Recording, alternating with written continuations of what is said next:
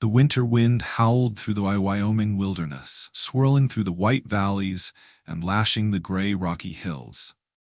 The snow no longer fell sporadically, but instead fell thickly, like a blinding curtain, obscuring the horizon. Every step on the icy trail was like a knife cutting into the fragile legs of Evelyn Carter, a 25-year-old girl who already carried the burden of a broken life. Just a month ago, Evelyn had been the wife of a hard-working miner. They had a small, primitive home filled with laughter. But in the blink of an eye, a terrifying explosion in the mine buried all that happiness. Her husband was buried deep under the cold rock. At the funeral, she cried until her tears ran dry, thinking that at least her in-laws would be the support she needed to continue living. But no, they looked at her like a stranger, even a burden. "There is no place in this house for a widow." Her mother-in-law's voice was cold and cruel. Her brothers-in-law avoided her eyes, hastily cleaning up the remains of the deceased. A week later, Evelyn received a hastily written note. "The house belongs to the Thornton family. You must leave." No words of comfort, no pity. She carried a torn canvas bag in which were only a few old clothes, her mother's Bible, and a small wedding photo. Everything that had been attached to a comfortable life was now contained in that fragile bag. In the town of Bitter Creek, where she used to go to the market with her husband every weekend, now the familiar faces all turned away. The innkeeper shook his head. "Don't take in a single guest. People will gossip." The grocer looked at her with pity but refused. "We don't need more workers." Even the tavern, where people rarely refused a pair of working hands, slammed its door in her face. Widowed, young, alone, in their eyes they were nothing but trouble. With no other choice, Evelyn left the town behind, following the trail into the wilderness, hoping to find a farm willing to hire her. But as the sun set, the sky turned leaden gray, and a snowstorm rolled in. The wind whipped at her face, biting. Her thin cotton dress was no match for the bitter cold. Each breath came out in white mist, then froze at the corners of her lips. Her frayed gloves did little to keep her trembling fingers warm. Evelyn walked unsteadily, leaving tiny footprints on the icy path. She thought of her husband, his gentle eyes, his warm smile as he passed through the mine gates after a long day. The sight of it made her chest ache. She whispered into the wind, "I'm sorry, Thomas. I wasn't strong enough." At that moment, her legs gave out. The last of her strength left her body. Her vision blurred, her ears buzzed. The sound of the wind mixed with the sound of her heart pounding. In her confusion, she thought she heard the sound of galloping horses, the hoarse shout of a man in the snow wind. "Come on! Don't give up!" Then strong arms lifted her off the icy ground. In her half-conscious state, Evelyn felt the strange warmth radiating from that strange body. When she opened her eyes, Evelyn no longer saw the blinding white snow. Instead, there was a dark wooden ceiling, the strong smell of pine resin, and the flickering light of the fireplace. She was lying on a large bed covered with thick blankets, her whole body wrapped in a warmth so pleasant it was almost strange. The man sat beside the bed, tall, broad-shouldered, with black hair streaked with silver. His rough hands were carefully wiping the ice from her lips and cheeks with a warm towel. When he saw her open her eyes, he paused. "You're awake." His voice was low and hoarse, but there was relief in it. Evelyn was startled, quickly pulling the blanket up to cover her chest. She panicked. Where am I?" "Circle R Farm," he replied shortly. "I'm James Rowen. Found you out there, almost buried in the snow." Their eyes met. She saw in those ash-gray eyes a hardness, closed like a stone wall. But deep inside there was a familiar pain. Like herself, James had also lost something too great. Evelyn bit her lip, her heart pounding. She was both grateful for being saved and worried about being alone in a strange room with this big man. Her instincts forced her to be alert. But his voice, though short and gruff, carried a certainty that temporarily reassured her. James stood up, poured her a glass of warm water. "You've been unconscious for almost a day. Have some soup, and rest some more." Evelyn shivered as she took the hot soup, the scent of beef and vegetables wafting through the air, stinging her eyes. How long had it been since someone had cared about her life and death? In that warm wooden room, the wind was still howling outside. Evelyn understood how fragile the line between her life and death was. And it was the stranger, James Rowen, with cold eyes but warm hands, who was the thread that pulled her back. A widow who lost her husband, a cowboy who had lost his family, two broken souls meeting in a snowstorm. The moment their eyes met, neither of them said anything, but both felt a certain healing. The next morning, as the first rays of sunlight filtered through the frosted windows, Evelyn opened her eyes. The fire in the hearth had died down, but the room was still warm. She turned her head and saw James Rowen sitting on a wooden chair by the stove, his head bowed, his large hands holding a small knife, roughly shaping a piece of wood. He worked in silence, the light illuminating his angular face, showing the lines of the years. Evelyn quickly pulled the covers up and sat up. The soft creak of the bed springs made James look up. His cold gray eyes met her pale blue ones, and for a moment the air seemed to freeze. "You're still weak," James said, his voice low and even. "You shouldn't get out of bed so early." "Thank you for saving me," Evelyn said softly, her hand tightening on the edge of the covers. "But I can't stay long. People will gossip." There was a pause. James put down the log, his eyes as cold as steel. "Where are you going?" "Bitter Creek is turned away. The next town is 40 miles away, and no one can walk this winter." The question struck at the truth that Evelyn feared. Yes, she had nowhere to go. Her widowhood kept all the doors shut. Her little heart trembled. Seeing her silence, James continued slowly. "There's an old ranch hand's cabin about 100 yards away. If you want to keep your distance, I'll clean it up for you. At least it's safe and sheltered." Evelyn looked up at him, surprised by the understanding. There was no hint of mercenary or malicious intent in his voice, just the matter-of-factness of a man who had lived for years in the cold of the Wild West. "But I don't want to be a burden." James shook his head. "The burden is leaving you out there to die and then bury you. You're useful if you're alive. Do you know how to read?" "Yes, my mother taught me." "Then you'll help me with the books. The cows can't count and I hate numbers. Consider it a trade." The simple offer surprised Evelyn. For weeks, since her husband died, she had heard nothing but rejection and rejection. Now a stranger was giving her the chance to stand on her own 2 feet. The first day of cleaning the cabin was a real challenge. The little house was covered in dust, cobwebs in the corners, the windows were cracked, the fireplace was cold. Evelyn wrapped her robe around herself, sweeping with a broom, her hands shaking with cold. James walked by occasionally, bringing her a bundle of firewood and a few old blankets. He didn't say much, but his actions were firm and necessary. In the evening, they ate together in the main house. A simple beef stew, dry bread, and hot coffee. Evelyn bit her lip as she caught James looking at her from across the table. The firelight cast a shadow on the wall, tall, quiet, but the look in his eyes made her feel strangely safe. "How long have you been alone?" she asked cautiously. "Long enough to forget the smell of laughter in the house," James replied, and then fell silent. A pang of pain crossed his face. Evelyn realized that he was like her, a man who had lost his family, alone in the wilderness. The following days, they shared the chores. Evelyn rose early to light the fire, cook. She kept records while James took the horses out to round up the cattle. In the afternoons, they chopped wood, mended fences, and cleaned out the barn. The hard work left her hands blistered, but each time, James quietly placed a pair of loose leather gloves on her hands, she felt warm inside. One afternoon as they were mending the horse's manger, a light snow fell outside. Evelyn stumbled and almost fell off the ladder. James quickly reached out and caught her by the waist. At that moment, she looked up, her breath touching the collar of his sweater, her eyes meeting, her heart pounding wildly. James quickly let go, turning away, but Evelyn knew something had just moved between them, a feeling both terrifying and alluring. But the outside world did not leave them alone. Rumors from Bitter Creek spread quickly. The townspeople whispered that the young widow was living with a lonely cowboy. Some people pitied her, others sneered, and a few malicious ones mocked her outright.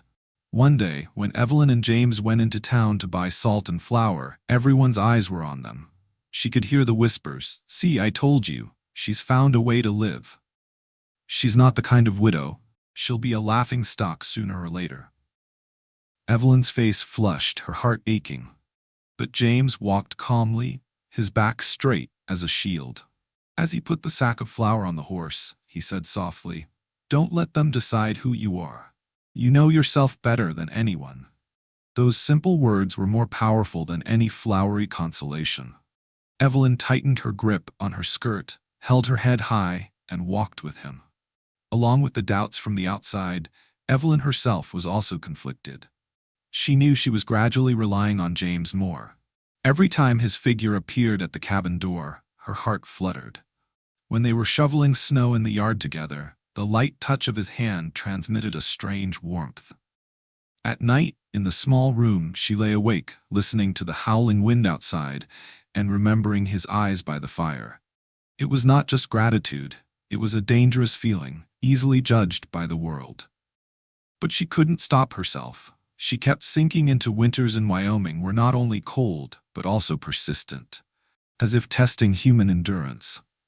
The wind howled through the canyons, carrying thick layers of snow that pounded against the wooden roof. Evelyn had grown accustomed to the work on the ranch, building fires, keeping records, tending cows. But every time darkness fell, unease lingered in her heart. The rumors in Bitter Creek grew more intense. People not only whispered, but outright lied. That Evelyn was taking advantage of James, that she had sold her honor for a roof over her head. Every time she went to town to buy things, she heard snickers, whispers through gritted teeth. James walked calmly, but Evelyn knew he was also holding back his anger. One evening, a snowstorm came earlier than expected. The wind howled fiercely, blowing the porch roof off the small cabin where Evelyn lived. When James came to check, he frowned. "This roof won't hold. You have to go to the main house tonight." Evelyn hesitated, but the howling wind and the rustling of the wood made her realize she had no choice. He led her across the yard in the white wind. And when the front door slammed shut, they were separated from the storm, save for the warmth of the fireplace. James stoked the fire, the firelight reflecting on his face, highlighting his hard features. Evelyn sat wrapped in a blanket by the fire, but the cold still seeped in, her shoulders shaking with each step. James saw it and suddenly took off the thick sweater she was wearing and handed it to her. "Put it on. Don't be shy." She took it gently, the smell of pine and smoke wafting through the fabric. When she put it on, she felt like she was enveloped in his warmth. Evelyn was confused, her heart pounding, and she said softly, "Thank you." Outside, the storm howled as if it were tearing the valley apart. In the log room, the flickering fire cast their shadows against the wall. They sat closer together, the long silence stretching out. Evelyn sat silently in front of the fireplace, her eyes suddenly stopping at an old wooden photo frame placed on the shelf. In the flickering firelight, she saw a young woman, her hair tied back, her eyes bright and gentle. Next to her was a boy of about 6 years old, his bright smile revealing his missing teeth. Evelyn asked softly, her voice reserved, "Are those your wife and child?" James, who was sitting opposite, holding a steaming cup of coffee, paused. His eyes slowly turned to the photo frame. His broad, strong shoulders trembled slightly, as if an invisible weight had just pressed down. After a long while, he nodded. "Sarah." His voice was low, hoarse, resonating as if it was blocked in his chest. She loved to laugh, just like in this photo. Laughed so much that the house was always warm. And the boy? His name is Jacob. He loves horses. Every time I take the horse out to the field, he runs after me, his short legs trying to keep up. He paused, his eyes fixed on the memory as if through the fire. Every morning, Sarah would wake before me, light the fire, and Jacob would sit on my shoulder, chattering away. This house used to have laughter, the sound of little feet running, the smell of hot apple pie. Now? James swallowed, his fingers tightening around the handle of his mug. 3 years ago, the plague swept through the area. The doctor was late. There was nothing I could do but sit and watch them fade. When I buried them on the hill behind the farm, the wind was blowing like a knife, and since then, there has been nothing but the wind. Evelyn felt her heart constrict. She looked at the photo, the woman's eyes and the childish smile still there, lingering around the wooden walls. She understood why James's eyes always had a deep darkness, because he had lost his family, his world. Putting her hands on the table, Evelyn said, her voice choking, "I'm sorry. I shouldn't ask. But they must have loved you very much." At that moment, the distance between the two souls disappeared. Evelyn saw in those ashen eyes not only loss, but also a smoldering fire, the desire to connect, to live again. Evelyn was silent, her hands tightening the edge of the blanket. James's words were like a sharp knife cutting through her memories. In the warm wooden room, the wind outside still howled fiercely, but in her heart echoed the loud explosion from the mine last month, the moment that took her husband away. "Thomas." Her voice trembled slightly, as if afraid that calling his name would cause the wound to bleed. He was a miner, not rich, not famous, but he had a smile. Every time he came home from work, his clothes covered in coal dust, he still whistled. That whistle echoed from the gate to the kitchen, letting me know that he was safe today. Evelyn's eyes sparkled in the firelight. The last day, he whistled like that too. I remember it clearly. He promised to fix the door hinge that kept creaking when he got home that night. But then, the door kept creaking, and she choked, tears rolling down her cheeks. James said nothing, just quietly put down his coffee cup. He reached out, gently handing her a towel. His rough fingers lightly touched her hand. The touch was enough to transmit warmth without being intrusive. Evelyn trembled as she took it, wiping away the hot tears. She continued, her voice getting softer. "When I buried him, I thought I was buried with him. My husband's family, they treated me like a shadow. The town looked at me with pity and contempt. I was no longer Evelyn, just Widow Carter. And I believed that my life was nothing but ashes." James led Evelyn back into the house, closing the heavy wooden door. He placed the gun on the shelf. The sound of metal hitting wood was dry. But at that moment, a strong wind blew through the window that had not been locked yet. The oil lamp on the table flickered and then went out. The space was immediately plunged into thick darkness, only the embers flickering in the fireplace. Evelyn was slightly startled, quickly groping around. Her fingertips touched the ceramic vase on the shelf. The sound of breaking clang echoed in the darkness, making her startle and scream softly. James immediately rushed over. "Evelyn," his voice echoed, full of worry. In the darkness, his hand found her arm. Evelyn trembled, her heart pounding.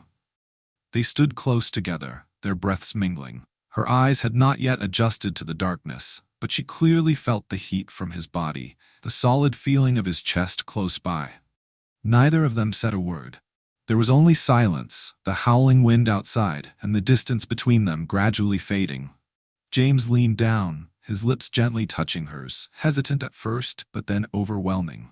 Evelyn responded, her hands unconsciously clinging to his shoulders, her fear turning into a desire to live, to love again. That kiss needed no words, but contained everything: past pain, understanding, and unspoken promises. When they separated, both of their breaths still lingered on their lips. In the darkness, James whispered, his voice hoarse like the fire that had just flared up in his heart. "Can we?" Evelyn closed her eyes, nodding slightly in his arms. The flickering fire illuminated the two of them on the wooden wall. In that moment, both Evelyn and James understood that they had reached the threshold of something new. A decision that had no way back. James trembled as his hand touched the buttons on Evelyn's neck, each button gradually unfastened like layers of chains from the past falling off. Evelyn did not avoid it. On the contrary, she gently let the dress slide off her shoulders, silently falling like an end to the days of widowhood and loneliness. They embraced each other, holding each other close. No distance could stop them. James's strong shoulders protected them. Evelyn's arms wrapped around his neck, as if clinging to new life. Both of them fell onto the carpet near the fireplace. the firelight reflecting on their skin, as if witnessing the moment when two souls decided to give themselves completely to each other. The wind outside was still howling, but in the room, there was only the sound of rapid breathing merging into one, only the warmth spreading everywhere. And in each other's arms, they knew. Tonight, both of them had truly left the darkness of the past to step into a new beginning together. The morning light crept through the frosted window, spreading a gentle golden streak across the wooden floor. The sound of the night wind had subsided, leaving only the silence of the early morning. The fireplace was still smoldering, the embers flickering like the steady heartbeat of the house. Evelyn opened her eyes first. She was still lying in James's arms, his strong shoulder acting as a pillow. His steady breathing fanned her hair, heavy and warm. For a moment, she was confused. Memories of last night came back. The fire, the kiss, the tight embrace, the brave decision to leave the past behind. She turned slightly, looking at his sleeping face. His eyelashes trembled slightly. The corners of his lips were slightly marked with fatigue, but also a rare peace.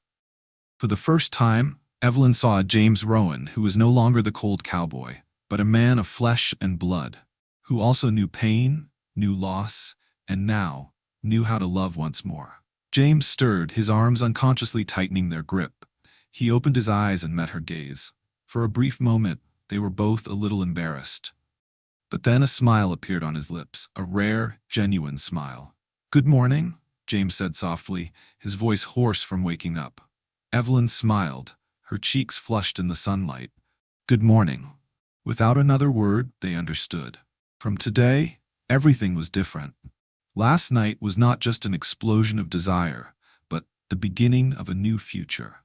Evelyn sat up, pulling the blanket over them both. Outside, the sky was a clear blue after the storm, the first birds flying across the valley. She watched the scene, and a feeling she had not felt since Thomas died, a feeling of hope. James stood up, stretched, and held out his hand. Evelyn placed her small hand in his. The grip was firm, like an unspoken oath. They would continue on together. In the bright light of dawn, the two were no longer two lost souls tormented by the past. They were two people who had found each other, ready to face all prejudices, all storms, as long as they had each other. The snow had receded, the valley opening up with green strips as promised. That morning, James led his horse up the hill behind the house, where the wildflowers had just opened, and where he had placed 2 handfuls of soil to see Sarah and Jacob off. Evelyn walked beside him, their hands clasped. The spring breeze caressed them, carrying the scent of pine resin and the murmur of the stream. At the top of the hill, James stopped. He took off his hat, looked at the old pine trees, then turned to Evelyn's blue eyes, eyes that had endured both snowstorms and prejudice. His voice was deep and warm, a little trembling. "I have lived for a long time with only the sound of the wind. That stormy night, you came into the house and brought with you the sound of people's hearts. I don't want this house to be silent again." Evelyn Carter. You. The lesson of this story is clear. No matter how much loss we have in the past, if we dare to open our hearts, dare to face prejudice and fear, happiness can still bloom. Evelyn and James found each other in the middle of a snowstorm, turning loneliness into strength, turning loss into hope.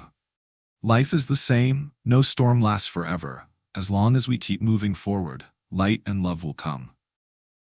If one day you lose everything, family, support, faith, will you choose to fall down, or stand up and move on to find new light and love?